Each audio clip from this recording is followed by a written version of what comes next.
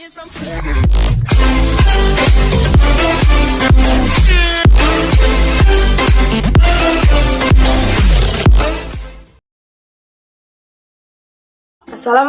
warahmatullahi wabarakatuh. Halo semua, salam kenal.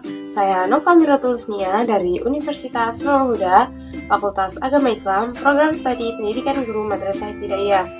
Oke, pada video kali ini saya akan membahas mengenai materi media pembelajaran. Nah, apa sih media pembelajaran?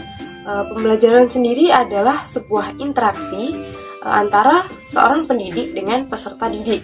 Jadi semakin tinggi interaktivitas antara pendidik dengan peserta didik, maka semakin efektif kegiatan yang akan dilakukan. Nah, media pembelajaran di sini mengambil peran dalam interaksi antara seorang pendidik dengan peserta didik, yaitu sebagai alat bantu komunikasi antara pendidik dengan peserta didik agar tercipta sebuah interaksi. Nah, jadi intinya media pembelajaran adalah sebuah alat yang dipergunakan untuk membantu atau menunjang sebuah materi pembelajaran yang akan disampaikan. Jadi, dengan adanya media pembelajaran, seorang siswa akan mudah memahami materi yang diberikan oleh seorang guru. Karena pada umumnya, kalau anak SD atau MI pada tingkat dasar tersebut belum bisa berpikir secara abstrak. Jadi, seorang guru harus menyiapkan media pembelajaran yang konkret atau nyata agar persepsi peserta didik terhadap materi pembelajaran itu sama antara satu dengan yang lainnya. Namun, media pembelajaran itu tidak hanya media yang berada di ruangan. Alam sekitar itu termasuk juga media pembelajaran. Misalnya, guru tersebut saat pelajaran di dalam kelas menjelaskan mengenai pohon-pohonan, terus kemudian guru tersebut menunjuk di luar ruangan terdapat sebuah pohon.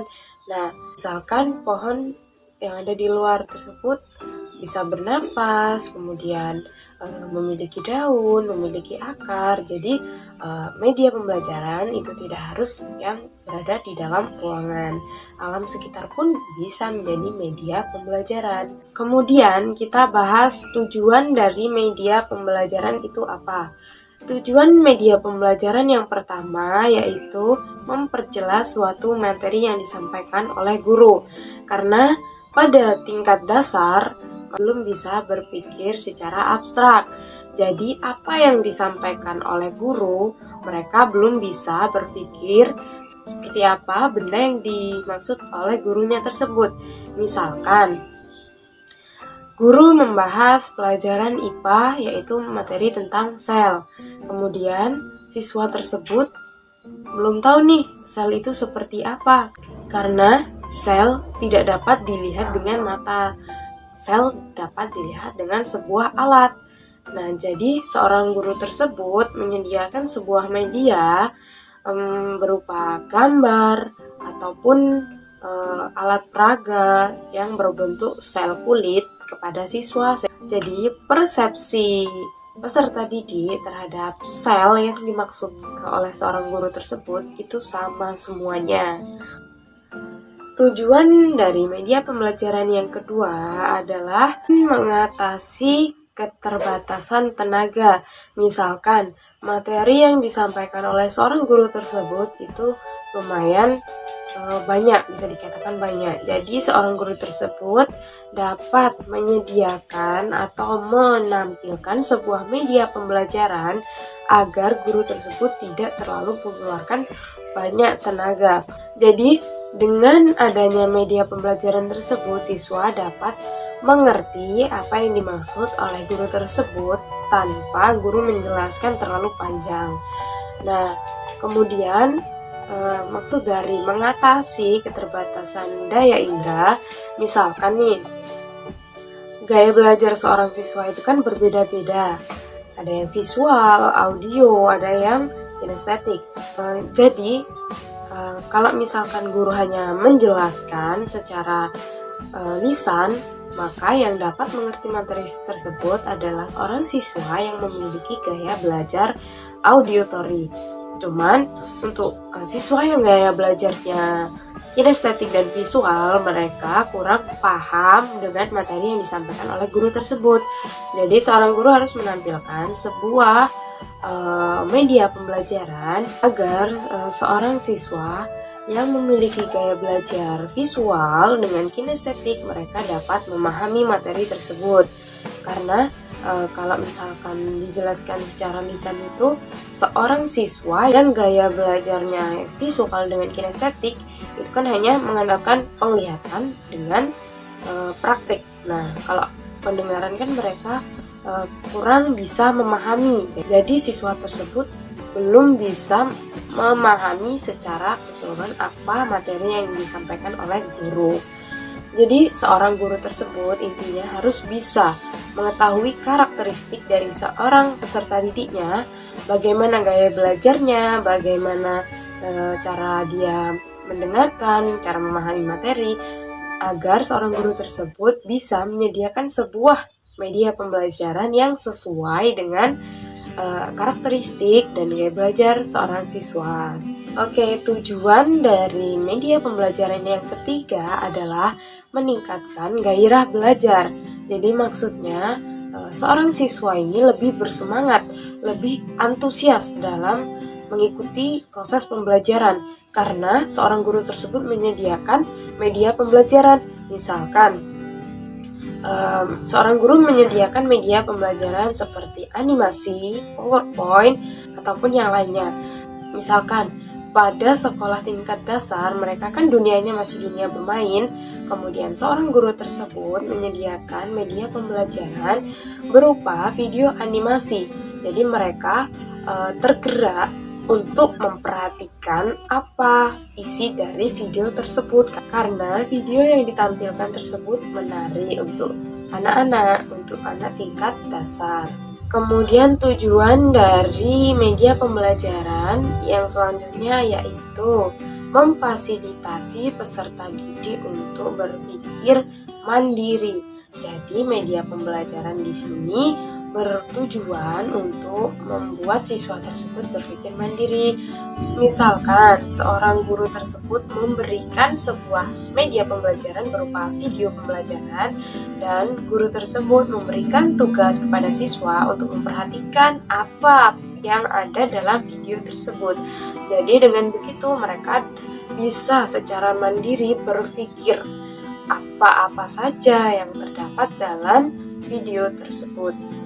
Kemudian kita bahas mengenai jenis-jenis media pembelajaran. Yang pertama ada media visual. Media visual di sini melibatkan sebuah penglihatan. Jadi apa saja yang dapat dilihat, apa-apa saja yang melibatkan sebuah penglihatan itu termasuk media visual. Misalkan sebuah buku, sebuah tulisan, sebuah gambar itu termasuk media visual. Nah, media pembelajaran yang kedua itu ada media audio. Jadi, media audio di sini adalah melibatkan sebuah pendengaran. Jadi, apa saja yang dapat didengar itu adalah media audio. Contohnya ada radio. Sekarang banyak kan sebuah radio yang menyajikan sebuah edukasi dan pembelajaran, pendidikan. Kemudian ada misalkan kayak musik. Nah, kan ada nih musik yang misalkan Asmaul Husna ini dalam bentuk musik gitu, audio gitu. Itu termasuk dalam media pembelajaran. Kemudian media pembelajaran yang ketiga adalah audio visual. Jadi yang dimaksud dengan audiovisual di sini ini melibatkan dengan antara pendengaran dengan penglihatan.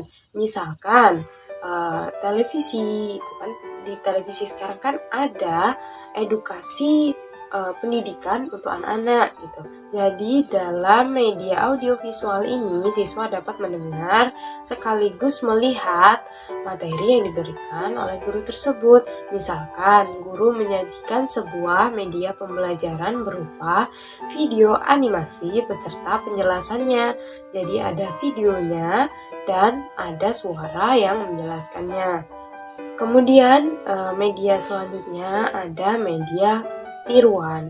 Jadi media tiruan di sini adalah media 3 dimensi. Jadi media ini meniru dari wujud yang asli. Misalkan pada pelajaran seni budaya, guru tersebut menyiapkan miniatur Candi Borobudur, kemudian Candi Prambanan gitu. Jadi seorang siswa dapat memahami, oh ini yang namanya Candi Borobudur, ini yang namanya Candi Prambanan gitu. Kemudian media yang terakhir itu adalah media multimedia.